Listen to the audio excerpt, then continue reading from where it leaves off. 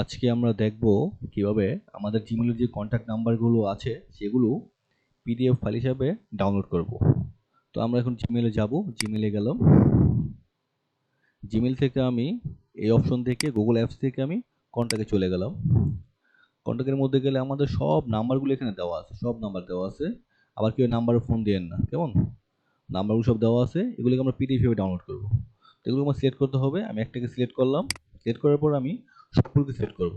ওই ক্ষেত্রে আমি তীরচিহ্নে ক্লিক করব, অল সিলেক্টে ক্লিক করব, সবগুলো সিলেক্ট হয়ে গেছে।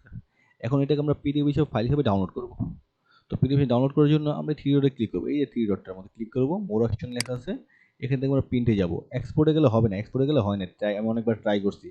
প্রিন্টে যাব।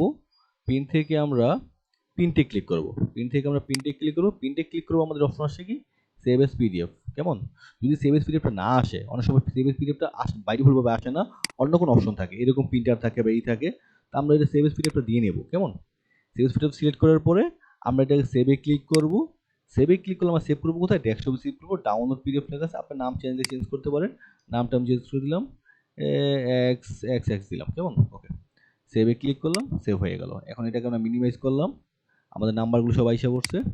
এখন আমরা যদি এক্স এক্স এক্সে ক্লিক করি, তাহলে দেখা যাচ্ছে আমাদের যে পেজগুলো ছিল, নাম্বার কন্ট্যাক্ট নাম্বারগুলো ছিল, সবগুলো আমি পিডিএফ ফাইল হিসেবে ডাউনলোড করছি। তো ভালো লাগলে সাবস্ক্রাইব করবেন।